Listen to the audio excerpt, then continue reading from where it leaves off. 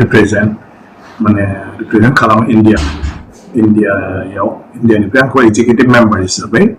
लाखिदों आरोखि आरो कमनवेल्थ पार्लियामेन्टारि एसोसिएशना जाहैबाय माने गोदो ब्रिटिशनि सिङाव थानाय गासै जि हादोरफोर दं बे हादोरफोरनि पार्लियामेन्टनि बेयो मोनसे एसोसिएशन आरो बेवहाय मा होनो फ्राय 16 हादोर दङ आरो बे पार्लियामेन्टारि एसोसिएशनाव जों भारतनिफ्राय 3 सोद्रोमा दं आरो बे 3नि गेजेराव आंबो सासे आरो आंखौ 3थि खेबनि थाखाय दा सोद्रोमा होबावबाय आरो आं दा भारतखौ माने बेवहाय माने दैदेनो माने प्रतिनिधित्व खालामो आरोखि आरो आंनि थाखाय आंनि गोजोनथाव बाथ्राया बेनो जे दिनैसिम भारतनिफ्राय कमनवेल्थ पार्लियामेन्टारि एसोसिएशनाव माने रावबो सुबुंखौनो खेबनैनि थाखाय माने नमिनेट खालामा नाथाय आंखौ 3थि खेबनि थाखायबो नमिनेट माने खालामदों कि दा आङो 3थि खेब दा जागासिनो दं दा देग्लाय बोसोरसे आरो फैगौ आरो बोसोरनि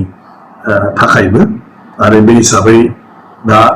अस्ट्रेलियायाव बिनि जथुमा जानो थांगासिनो दं आरो बे अस्ट्रेलियायाव आं भारतनि जानानै बाहागो लाहैगोन माने फैगौ 3 अक्ट'निफ्राय 8 अक्ट'सिम बे जथुमा जागोन बेवहाय जों माब्रैहाय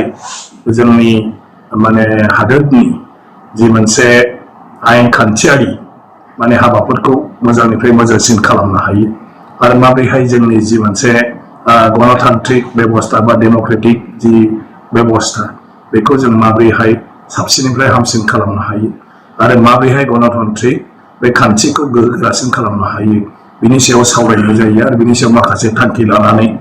जों बोरैहाय माने आयेन आफादनि सिङाव माने माब्रै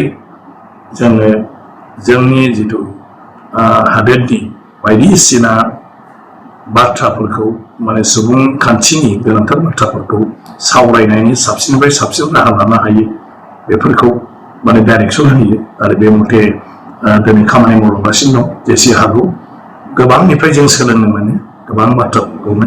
आरो माखासे जोंनि बाथ्राफोरखौबो गुबुना मोजां मोनो आरो बिसोरबो गावसिनि पार्लियामेन्टआव एबा एसेम्ब्लियाव बिसोर एडप्ट खालामो आरो जोंबो खालामो बे हिसाबै बे कमनवेल्थ पार्लियामेन्टारि एसोसिएशना जोंनि थाखाय माने गोबां माने मदद गोनां आरो मदद जायो आसामावबो कमनवेल्थ पार्लियामेन्टारि एसोसिएशन जोंहा दं नर्थ इस्टनि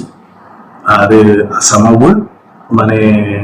एसेम्ब्लिया गाव हारसिंनो मोनसे कमनवेल्थ पार्लियामेन्टारि एसोसिएशननि जोङो ब्रान्च आरो बे ब्रान्च हिसाबै दा आं गाव स्पिकार थानाय समाव गासै काउन्सिलनि चेयारमेनफोरखौ लानानै मोनसे आरो कमिटि दानाय जादों आरो बे हिसाबै काउन्सिलफ्राबो जाहाथे पार्लियामेन्टारि प्रेक्टिसखौ बिसोरबो सोलोंलांनो हायो आरो मावलांनो हायो मोजांनिफ्राय मोजां बे हिसाबै बे थांखिजों आरो कमनवेल्थ पार्लियामेन्टारि एसोसिएशननि जोंनि सा सानजा भारतआवबो आङो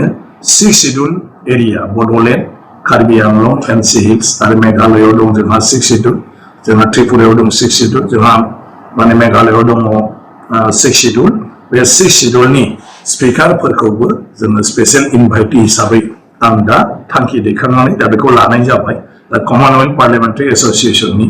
नर्थ इस्ट जोनाव जोंनि बे 6 शिड्युलनि काउन्सिलाबो माने बाहागो लाबाय थानो हासिगोन आरो बिनि दारै कमनवेल्थ पार्लियामेन्टारि एसोसिएशनजों सोमोन्दो थासिगोन आरोखि